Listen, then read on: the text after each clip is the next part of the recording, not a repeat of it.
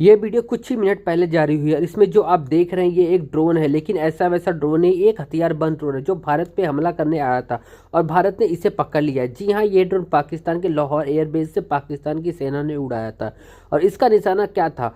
तो इसका main target था S-400 एयर डिफेंस सिस्टम। दरअसल पाकिस्तान को आज तक समझ में नहीं आया कि भारत S-400 डिफेंस सिस्टम काम कहाँ से कर रहा है।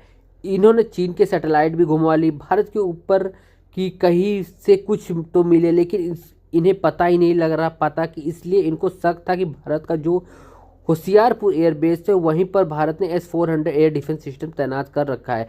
इसीलिए इन्होंने एक ऐसा ड्रोन भेजा तस्वीर भी ले सके और लंबी दूरी तक वार भी कर सके। इसीलिए इन्होंने चुना तुर्की का ईता-3 ड्रोन, जो कि 150 किलोमीटर की रफ्तार रेंज के साथ आता है। इन्होंने लाहौर से उड़ाया। 7 से लेकर 8 तारीख की ये घटना है। जी हाँ, मैं मई की बात कर रहा हूँ, ऑपरेशन सिंदूर के दौरान। इस दौरान इन्होंने उड़ाया था और होशियारपुर की तरफ से भेजा। इन्होंने उम्मीद थी कि ये इस ड्रोन को लो प्रोफाइल उड़ाते हुए भारत के अंदर तक होशियारपुर में ले जाएंगे, वहाँ पर आइडेंटिफाई करेंगे इनमें से कैमरा की मदद से कि S-400 कहाँ है, और उसके बाद उसी S-400 पर जाकर टकरा कर एक बड़ा धमाका कर देंगे, क्योंकि इसमें 10 किलो का वार हेड भी लगा हुआ था जो अच्छा खासा धमाका कर सकता है। बल्कि ये कहिए कि S-400 की पूरी एक बटालियन को उड़ाने में सक्षम है। लेकिन भारत का एयर डिफेंस सिस्टम कितना ज़्यादा तेज़ी से उस समय काम कर रहा है, उससे भी ज़्यादा तेज़ी से भारत का इलेक्ट्रॉनिक वॉरफेयर काम कर रहा था, जिस वजह से भारत ने बिल्कुल बॉर्डर से घूमते हुए इसे मार कर गिरा दिया।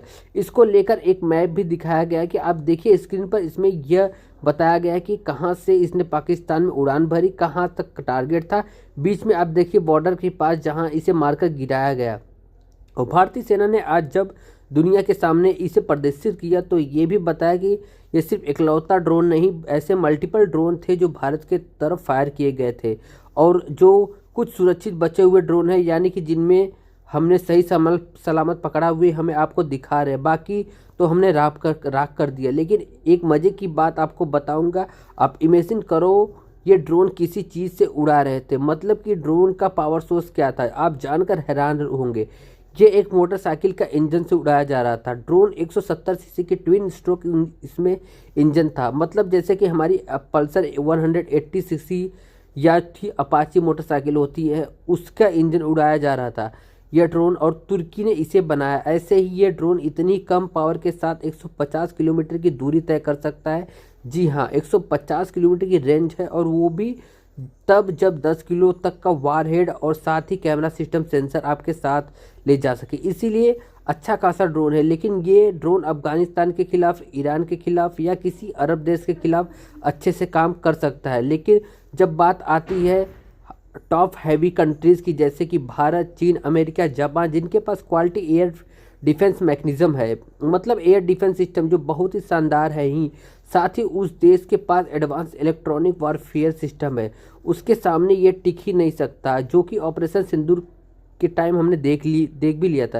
लेकिन भारत के विदेश मंत्रालय ने एक रिक्वेस्ट है कि चलो हमें तो दिखा दिया, दुनिया को ऐसे भी दिखा दिया कि तुर्की कैसे इन्वॉल्व था यहाँ पर। अब एक इसका पूरा डोजियर तैयार करिए आप, और बेल्जियम की राजधानी ब्रल्स में मौजूद नाटो के हेड क्वार्टर में रिपोर्ट भिजवाइए कि देखो आपका एक महत्वपूर्ण साथी कैसे यहाँ पर एक युद्ध का फ्यूल करने में लगा हुआ था, और कल को जब हम इसे कूटेंगे तो आप बीच में न आइए, क्योंकि ये सीधा सीधा भारत को इनडायरेक्टली अटैक कर रहा है तुर्की। इसीलिए कल को रोना मत कि हम आर्टिकल 4 लागू कर रहे हैं, 5 लागू कर देंगे, फिर चाहे कोई भी आर्टिकल लागू करना रहना, लेकिन हम तुर्की को अच्छे से खोल कर बजाएंगे फिर। इसीलिए एक प्रॉपर डोजियर तैयार करके हमें ज़रूर नाटो को भेजना चाहिए, और उम्मीद करें कि भविष्य में ऐसी कोई कॉन्फ्लिक्ट हो तो हमें महीनों इंतज़ार ना करें सबूत दिखाने में, हमें इन्वेस्टिगेशन ताकि जल्दी करें और इसका इम्पैक्ट जल्दी से सबके सामने रखें। अगर आपको वीडियो अच्छी लगी हो तो प्लीज़ लाइक